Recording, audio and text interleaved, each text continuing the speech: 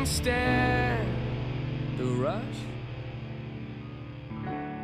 A man who can stand. I would say like fairly traditional singer-songwriter, but in like a 70s folk rock way. So we love like Neil Young, Bob Dylan, Bruce Springsteen. So it's Hammond organs and electric guitars and drums and backing vocals, and that's what we really love. What happened on this tour? Oh, our tour manager's car broke down the day before tour. So we're in an old car with no aux cable. So we've just got Radio 1 and Radio 2 at the moment, which is difficult.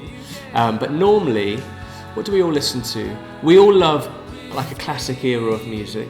My music taste, I've got an amazing record shop where I live in Bexhill called Music's Not Dead. And they really love Americana and folky and indie stuff. So I've been really loving The Weather Station, who did a library gig recently, and This Is the Kit as well. There's also an amazing woman called Joan Shelley, who's quite folky. I think it's amazing. I think, and everyone we talk about, we're playing these gigs in a library, everyone's like, what? There's a very unique atmosphere playing a gig in a library. There's obviously like a reverent quietness. But I think for our music as well, there's a lot of lyrics and there's a lot of different things going on musically. So for us, it's amazing because I think people really listen more in a library. We've been discussing it a lot this week, actually, what the live experience is for the audience. Because I think there was a time, even 10 years ago, when people would take a chance on a band and see them live, and that would be their first experience of a band. But I think now, with Spotify or YouTube, by the time they've come to a gig, they've already heard the record, they've heard the song on the radio, they've probably seen the video as well, they've seen what you look like, they might have even interacted with you on social media. The gig is the last thing.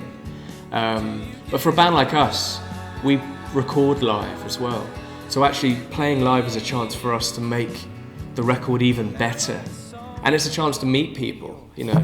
Every night we'll jump on the merch stand and sign CDs and sell t-shirts, and actually hearing from people that, oh, we listened to your album on holiday, or it was our first dance at our wedding, that's real life stuff.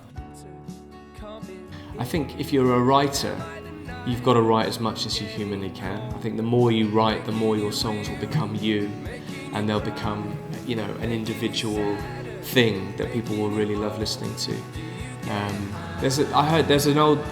Stuart Lee, the comedian, says you've got to do anything for 10 years to really know what you're doing. And I think there's a kernel of truth to that.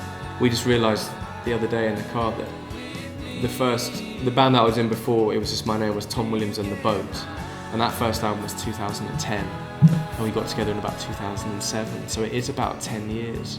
And it's only now that I feel that I'm really sounding like me.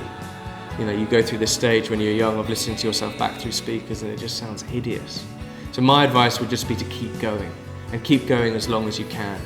And the saddest thing is when young people have an expectation of, oh, I need to be headlining Glastonbury in 5 years, or I need to be selling. Just make sure you're doing it because you love music. And if you really love music, then, finishing work and running to band practice, or finishing work and getting in a car and doing 4 hours, it won't feel like an effort because you're doing it for the right reasons.